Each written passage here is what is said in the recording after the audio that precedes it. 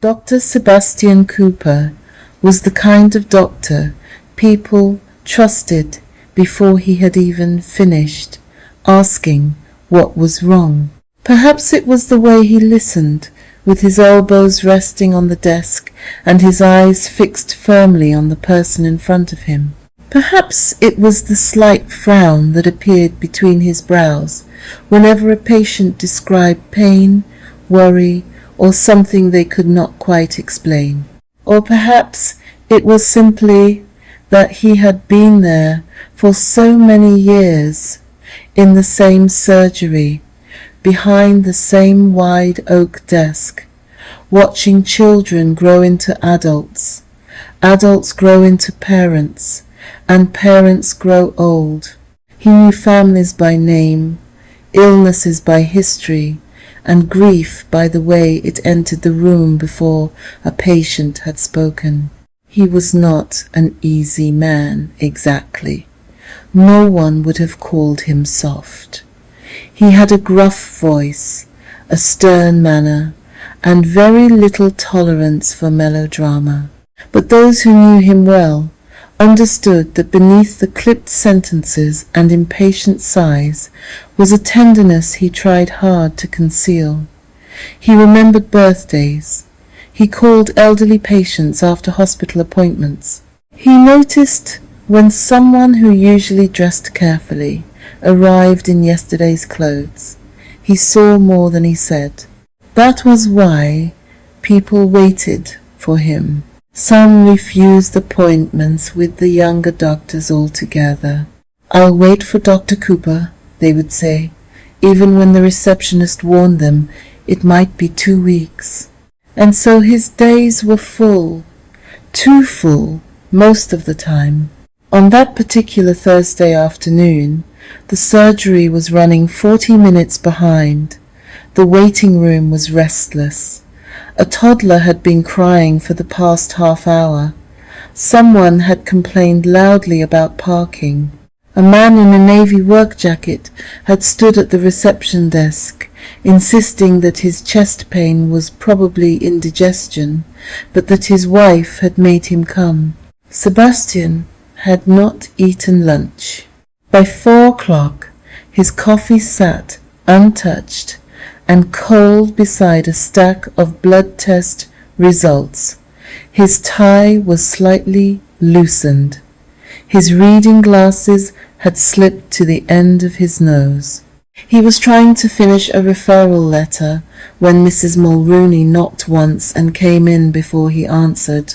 Mrs. Mulrooney was 80 years old, 5 feet tall, and entirely unafraid of anyone. "Afternoon, doctor," she said, lowering herself into the chair opposite him with the careful dignity of someone whose knees were not what they once were. "Good afternoon, Mrs. Mulrooney." Sebastian glanced at his screen. "How are we today?" "We are not bad," she replied, "but we are not right either." Sebastian almost smiled. Mrs. Mulrooney often spoke of herself as "we," as though she and her body were two old friends negotiating a difficult truce. "What seems to be the trouble?" She opened her handbag and took out a folded sheet of paper. Then another, then another. She smoothed them on her lap. Sebastian felt the familiar tightening behind his eyes. Printouts? There had been a time when patients came in with symptoms. Now they came in with symptoms, theories, screenshots, internet forums, and articles written by people with no medical training and a great deal of confidence. Mrs. Mulrooney placed the papers on his desk. "I've been reading," she said. "So, I see. I know what you're going to say." "Do you? You're going to say I shouldn't go frightening myself on the internet?" Sebastian removed his glasses and rubbed the bridge of his nose. "That depends entirely on whether you've been frightening yourself on the internet." "I haven't. I've been educating myself." "Ah, worse." She gave him a look. Sebastian leaned back in his chair, conceding defeat with a small lift of his hand. Go on then. Educate me. Mrs. Mulrooney tapped the top page with one finger. It says here that sleeping tablets can stop working after a while, that your body can get used to them. Tolerance, it says. And sometimes people can feel worse even while they're still taking them. Sebastian reached for the paper, but did not pick it up. And where exactly did this come from? A support website. Of course, a proper one. They all say that. Mrs. Mulrooney's mouth tightened. I'm not imagining things, Doctor. I took that little tablet because Arthur died and I couldn't sleep, and it helped at first. I was grateful for it. But now I'm waking up shaking at 3 a.m, my heart racing as if someone has broken into the house. I'm sweating through my nightdress. My legs feel full of electricity, and when I take the tablet, it doesn't settle me the way it used to. Sebastian's expression changed, only slightly, but it changed. He had heard versions of this before, not often enough to make him deeply concerned, but often enough to be irritated by the pattern. Patients were becoming frightened of their medications. They joined online groups, absorbed other people's panic, then arrived at his desk convinced their nervous systems had been damaged beyond repair. Mrs. Mulrooney, he said carefully, you have had a very difficult year. I know what grief feels like, she replied. Grief can change sleep. It can affect the body in all sorts of ways, he said calmly with a tinge of exasperation. I know what grief feels like, she repeated. This is different. There it was, the phrase he had heard so often lately. This is different. Different from anxiety. Different from grief. Different from depression. Different from anything they had known before. Sebastian had sympathy. Truly he did. But he also had 30 years of clinical experience, and experience had taught him that the mind and body were not separate kingdoms. Fear could burn in the skin. Grief could tighten the chest. Loneliness could wake the heart at 3 a.m. and convince a person they were dying. He folded the papers and placed them beside his keyboard. I'll have a look, he said. Mrs. Mulrooney studied him. You won't? Sebastian looked up. I beg your pardon? You'll put that in a pile, then you'll forget about it. I said I'll look, and I said you won't. For a moment, they simply stared at one another. Then Sebastian laughed, despite himself. You are a very difficult woman. No, Mrs. Mulrooney said, rising slowly from the chair. I am an old woman who knows her own body. There's a difference. Her words disturbed Sebastian's composure. He stood and helped her with her coat. I'll review your medication, he said. No sudden changes for now. And if the shaking gets worse, or you have chest pain, or you feel unsafe, you call the surgery. I'm not unsafe, doctor. I'm unheard. She took her papers from the desk, then seemed to think better of it. She left the top sheet there. For your pile, she said. After she had gone, Sebastian remained standing for a few seconds, one hand resting on the back of his chair. Then he sat, glanced at the printout, and saw the word in bold near the top. Tolerance. He read the first 2 lines. Then his next patient knocked. By the time the final appointment ended, the waiting room was empty, and the cleaners had begun moving through the corridor with the vacuum cleaner. Sebastian dictated 3 letters, signed 4 prescriptions, reviewed 2 abnormal blood tests, and returned a call to a worried daughter about her father's confusion. The printout remained beside his keyboard. At 7:15, he finally shut down his computer. For a moment, in the sudden stillness of the room, he thought of his wife, Elianna. The thought softened him in a way nothing else had all day. He pictured her as she had been before the accident, barefoot in the kitchen, singing badly to old Motown records, her dark hair twisted on top of her head, laughing at herself before anyone else could. She had been a woman of warmth and movement, always lighting candles, rearranging flowers, remembering people's favorite desserts, making ordinary rooms feel cared for. Then, last year, her parents had died on a wet road in late November, 5 miles from home. After that, something in her had gone quiet. At first, Sebastian had told himself it was shock, then grief, then complicated grief, then exhaustion from grief. She stopped sleeping. Not completely, not at first, but enough for the days to blur at the edges. She would lie awake until dawn, staring at the ceiling, her hands clenched beneath the duvet. Sometimes he woke to find her sitting on the edge of the bed, as though she had heard someone calling her name. He had tried everything sensible, routine, warm baths, no news or devices at night, gentle walks, herbal tea, which he privately considered useless, but never said so. Eventually, because he cared for her, though more through duty and concern than tenderness, and because he was a doctor who found helplessness difficult to bear, he prescribed something to help her sleep, just for a short while, and at first it had seemed like mercy. The first night she slept 6 hours, she cried with relief over breakfast. "I feel almost human," she had said.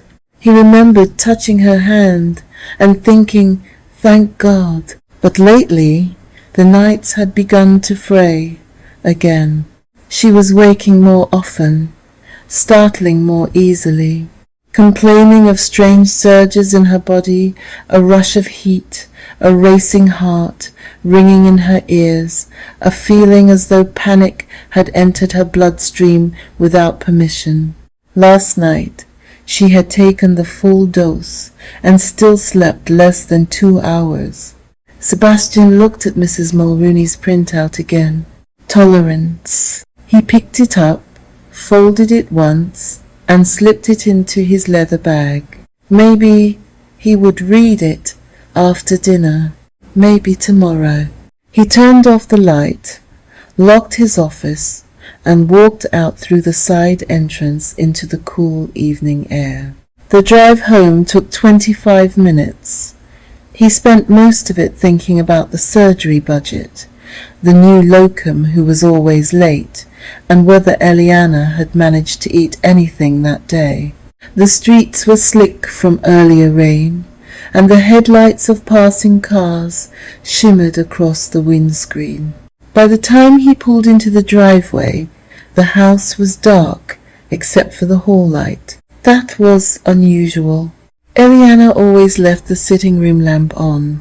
Sebastian parked, lifted his bag from the passenger seat, and let himself in. Elianna? Before he could put his keys down, she appeared at the top of the stairs. She was wearing the blue cardigan her mother had bought her 2 Christmases ago. It hung loosely from her shoulders. Her hair was unbrushed. Her face was pale, her eyes wide and fixed with terror. "Sebastian," she gasped. He dropped his bag. "What is it?" She came down the stairs too quickly, one hand clutching the banister. "I can't breathe." He moved towards her. "I can't breathe, Sebastian. Something's wrong. Something is terribly wrong." He caught her as she reached the bottom step. Her body was trembling so violently he could feel it through her clothes. "All right," he said, keeping his voice low. "Come here. Sit down." "No, listen to me. I can't breathe. I think I'm dying." "You're not dying. You don't know that." "I do know that." "You don't," she cried, gripping his arm. "You're not listening. My chest feels strange. My throat feels tight. My heart is racing. I can't get enough air." Sebastian guided her into the sitting room and sat her on the couch. Her fingers dug into his sleeve. "Stay with me," she said. "Please don't leave me. I'm not going anywhere." He reached for the small medical pouch he kept in the hall cupboard and took out the pulse oximeter. He placed it on her left index finger. Her breathing came fast and shallow. Her eyes searched his face, desperate for certainty. The oximeter beeped. Oxygen saturation 98. Pulse 126. Sebastian exhaled slowly. "Your oxygen is normal, but I can't breathe." "You are breathing. Your oxygen level is good." "Then why does it feel like this?" He sat beside her and took her hand. "It's panic, Ellie." The old name slipped out, tender and automatic. She stared at him. "No, I know it feels frightening." "No, Sebastian. This is not normal panic. It can feel exactly like this. I am telling you something is wrong, and I am telling you your oxygen level is normal." A flicker of hurt crossed her face. He saw it, but only for a second. Then the terror swallowed it again. She bent forward, pressing one hand to her chest. "It came out of nowhere," she whispered. "I was just standing in the kitchen. I wasn't thinking about Mum and Dad. I wasn't crying. I wasn't upset. It just came over me, like a wave, like my body was screaming." Sebastian rubbed her back. "Grief does that sometimes." She closed her eyes. There was silence, except for the ticking of the mantel clock and the faint hum of the refrigerator in the kitchen. Then she said, very quietly, "You think everything is grief." He paused. "I think you've been through an enormous trauma." "I know I have. And trauma affects the nervous system." She turned her head and looked at him. "Then why am I getting worse?" He had no immediate answer. Outside, a car passed slowly along the road, its headlights moving across the curtains like pale water. Elianna leaned against him, exhausted now, still trembling. Sebastian was not a tactile man. He sometimes flinched when hugged, as though affection had startled him. He told himself that his wife was grieving, sleep-deprived, frightened, and overwhelmed. He told himself that she needed steadiness, not speculation. He told himself that the worst thing he could do was feed her fear. But in the hallway, inside his leather bag, folded between a referral letter and a packet of mints, Mrs. Mulrooney's printout waited, and on the first page, in bold black type, was the word Sebastian Cooper had not yet allowed himself to consider. By morning, the terror had passed. Or at least, that was what Sebastian told himself.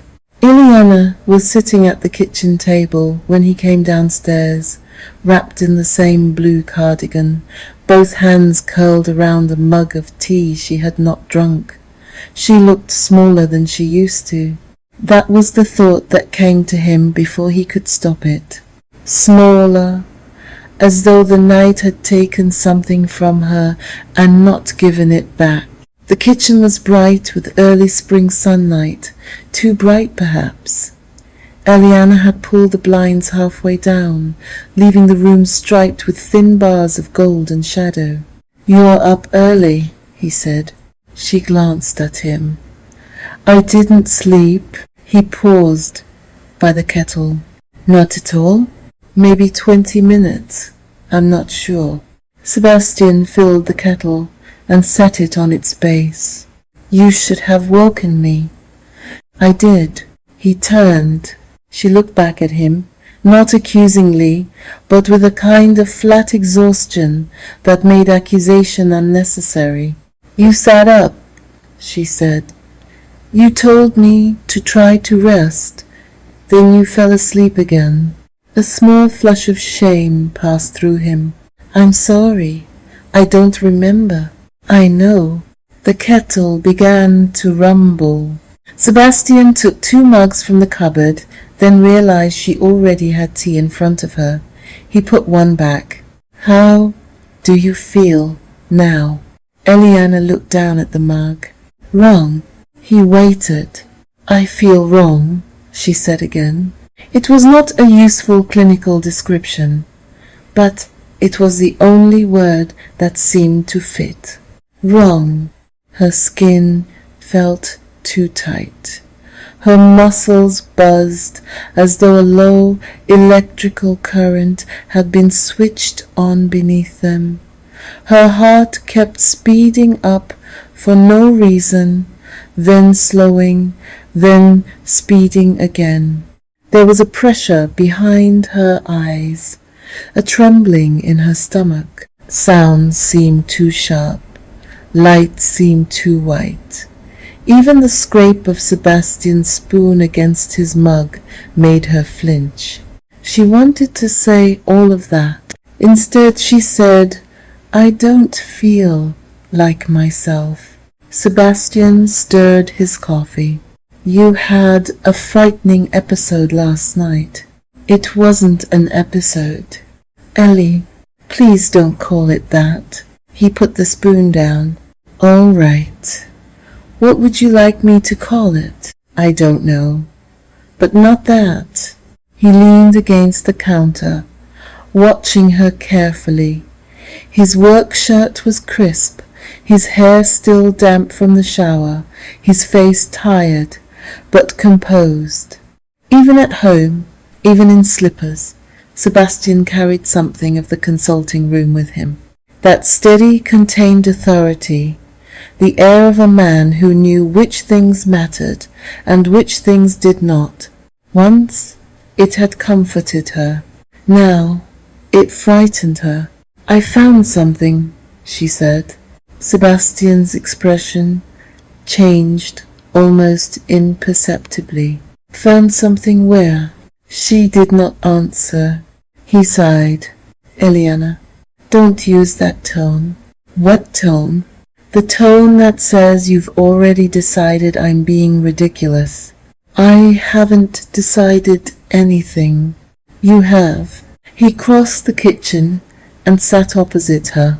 "What did you find?" She reached for her phone, then hesitated. All night, while Sebastian slept beside her, she had searched in the dim glow beneath the duvet. She had typed in fragments because her hands were shaking too much for full sentences. Sleeping pill stopped working. Waking panic after sleeping tablets. Body shaking. At night, medication. Can sleeping pills make anxiety worse?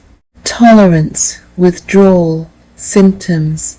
The phrase had appeared again and again. tolerance, withdrawal.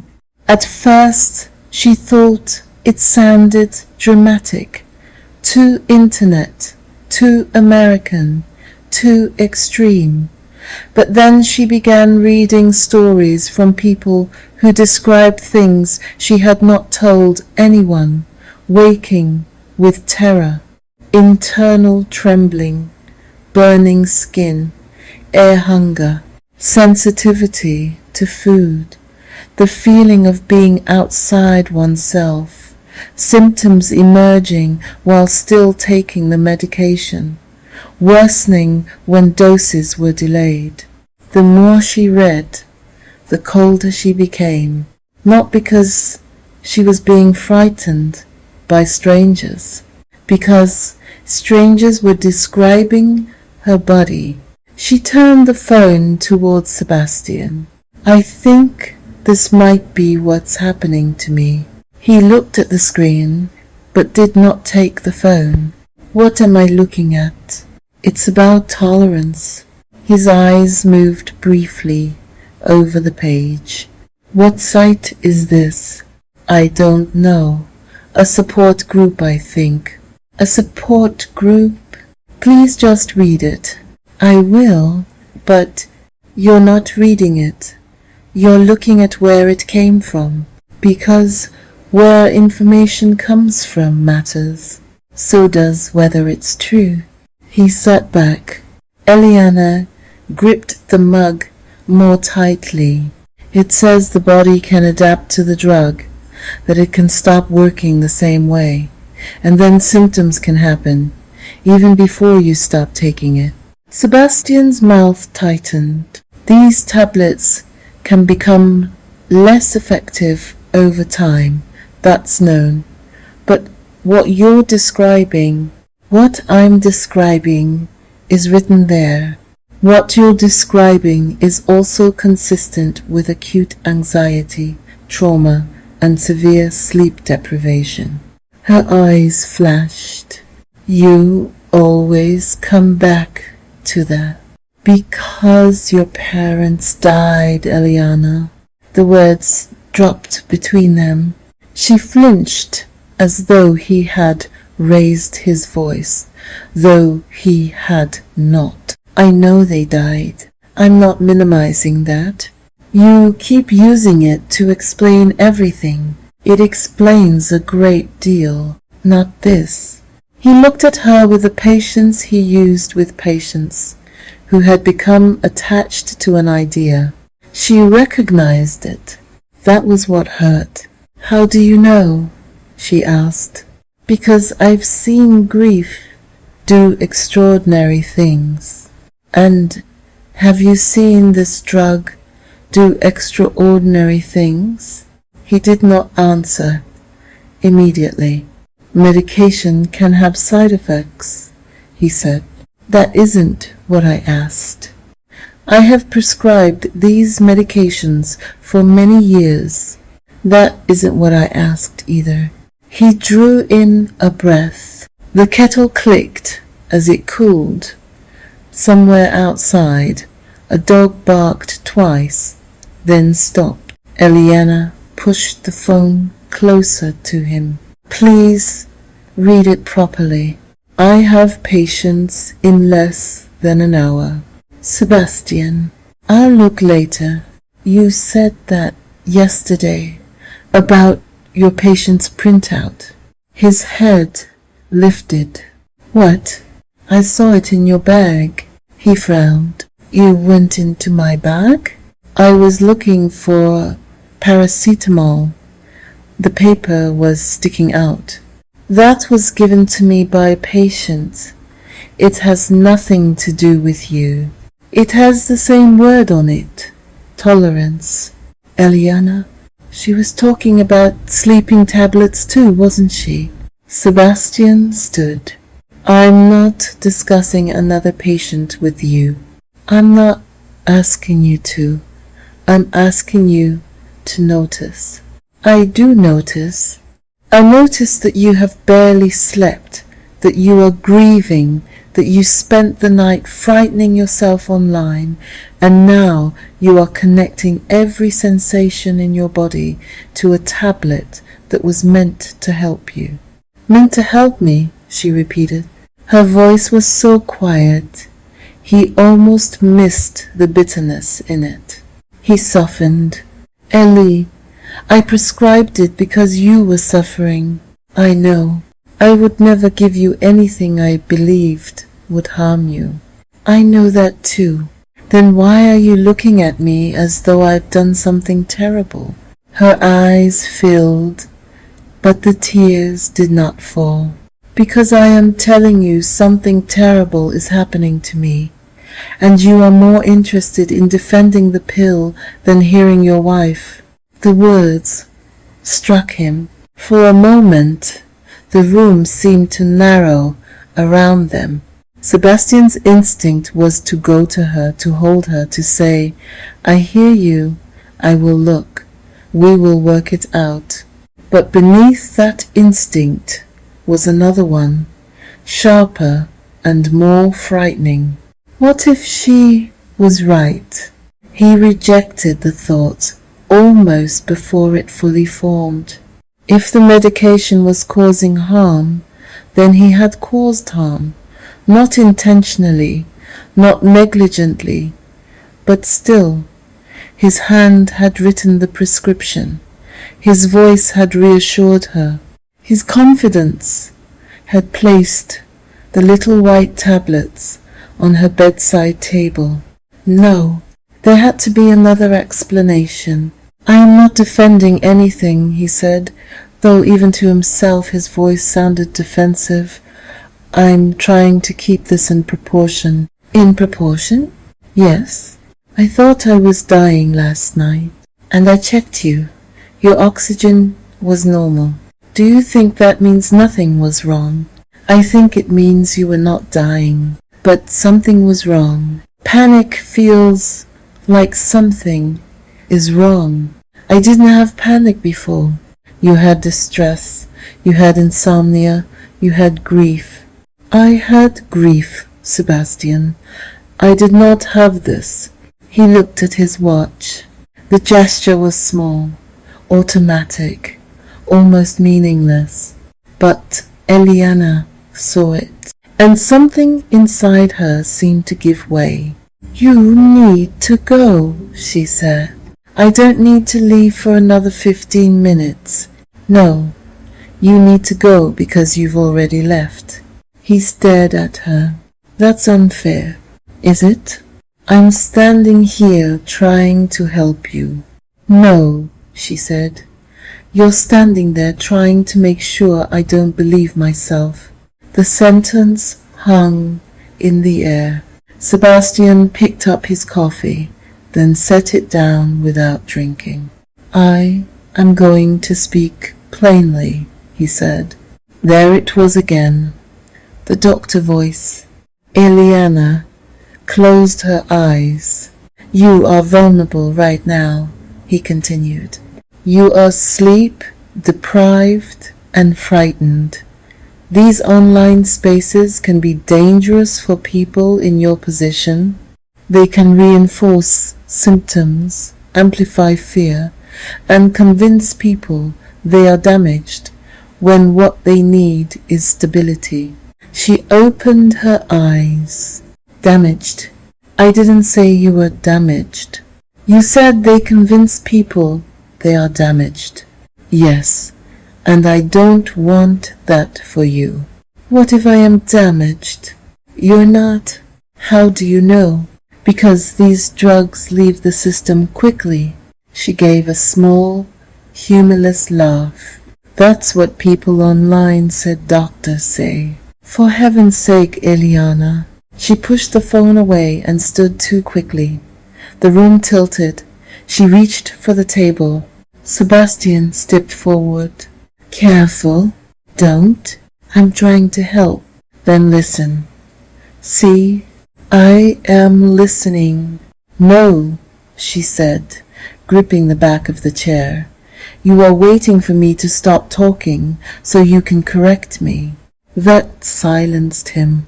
For a few seconds, they stood on opposite sides of the kitchen table, divided by the cold tea, the untouched coffee, the phone, and everything neither of them knew how to say.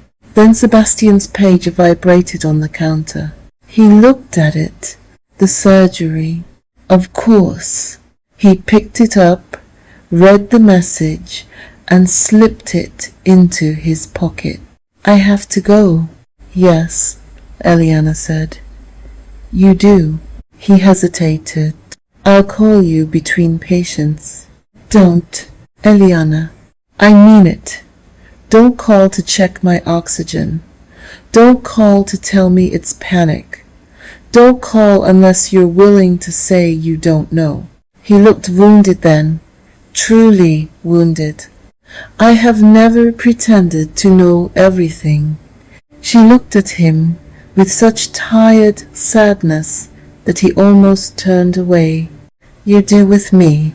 He had no answer, so he took his jacket from the back of the chair, picked up his leather bag, and went to the hall. At the front door, he stopped. I love you, he said. For a moment, she did not reply. Then, from the kitchen, came her voice. I know. It was worse than if she had said nothing.